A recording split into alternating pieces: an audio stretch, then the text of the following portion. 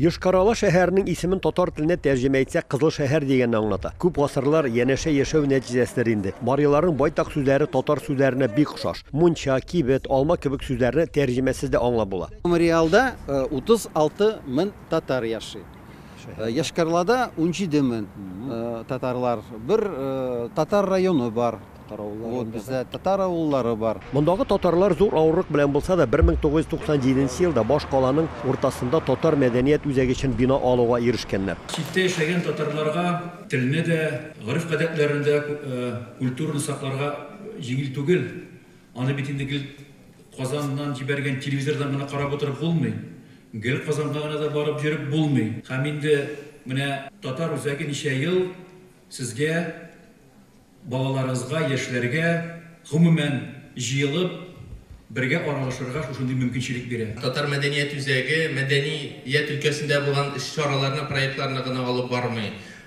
Гомумән татар йорты буларак сез мәгариф министрлыгы белән дә, тарихи яктан безнең фәннәр академиясе белән дә, фәнни-гамәли конференциялар, татар теле курслары, ел дәвамында алып барган чаралар, проектлар, алар барысы да менә көндәлек тормыш турында сөйли. Дөресен әйткәндә, әле бүгендә илебездә мондый татар мәдәният учаклары бармак белән генә санарлык. Чөнки аны ачу өчен бина алу, рәсмиләштерү һәм министрлык балансына кую кебек эшләрне йөрып чыгу бик җиңелләрдән түгел шул. Здание находится на балансе Министерства культуры Республики Мари-Эл.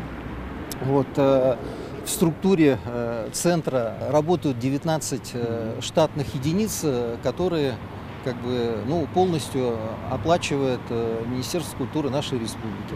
Это сюда входят и коммунальные платежи, и все арендные платежи. Тырышкан ташка кодак кагар дигәндәй, шул еллардагы милләт паварларының тырышлыгы белән шәһәрдә әнә шулай яңа мәдәният учагы эшләп китә. Гади генә түгел, иртәдән кичкә чаклы татарларга хезмәт итүче үзәк. Бездә эш народный коллектив, монда тагын бер-ике коллективны народный чыгартып була. 20-дән артык түгәрәкләр. Шуннан көрәштә татар көрәше бар, классика көрәше бар. Үзебездә инде 19 кеше штатта. Үзәк хезмәткәрләренең тырышлыгы юкка китми, мондагы чараларга халык яратып йөри. Һәр вакытта да безнең бер кат ярыйсы килә, концертлар карыйсы килә яхшы итеп. Бигрәк тә күбрәк Казаннан килгәннәрне. Безнең мондагылар да үзләре концерт куялар. Бакча биткәченнән һаман да монда йөрибез, бер дә калдырмыйбыз мероприятияларны. Мин бик шат, что безнең республикада, кечкенә булган Мали республикасында татарлар бу вакытта югалып калмыйча, үзләрен автономиясын барлыкка китереп, менә татар җәмгыяте эшләнде. Бик яратабыз монда җиргә, һәм монда менә душевность, ихлас күңел белән каршы алалар. Йошкар-Ола мәдәният үзәге халкыбызның җыр-моңын, гореф-гадәтләрен саклау һәм үстерү белән генә чикләнми. Биредәге спорт залында татар көрәше секциясе эшләп тора. Берничә ел элек балалар өчен татар тел дәресләре дә оештырылган. Без инде татар телен монда укытабыз. Безгә инде балалар да, өлкәннәр дә килә.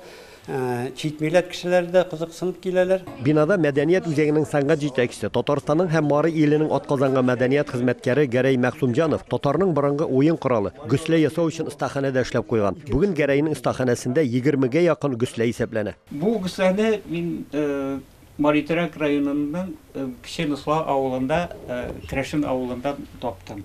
Бер апаның келәтендә. Аны монда алып кайтып, реставрация ясап, кыллар, яңадан кыллар коеп, яңа бер җыеп, уйный башлады. Бу ике яклы гөслә дип әйтәбез.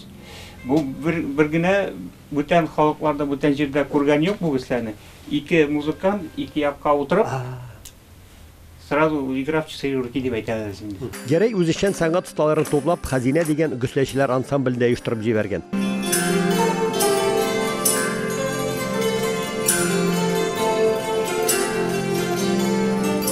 Гомумән бу көннең бәйрәм сәхнәсендә мәдәният үзәгенең һәр иҗат коллективы да тамашачылар алдында 25 еллык эшчәнлеккә хисап тотты. Сандугач вокаль ансамбле төркеменең дә, Рәйхан фольклор ансамбленең дә 10 елдан артык иҗат юлы бар. Мөнәҗәт бәйтләрне халыктан җыябыз, биреп, менә шушы 18 ел башында эшләгәндә язган кешеләр биреп калдырган дәфтәрләр бар миндә.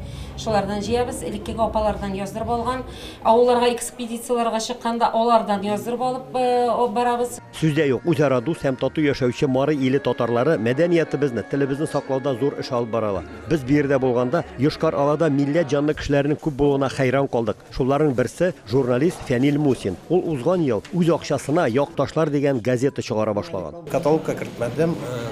Почта Россия белән эшләмим мин. Альтернатив подписка буенча гына үзебезнең татар активистлар бар авылларда. Шулар булышамый катаратырга. Интернет чорында бер ел эчендә 400 тираж җыя алган газетаның киләчәгенә өмет юк түгел. Моннан 25 ел элек ачылган мәдәният үзәге дә үз юлын шундый бәләкәй адымнардан башлап киткән бит. Мары иле республикасыннан Рамис Сафин, татарлар.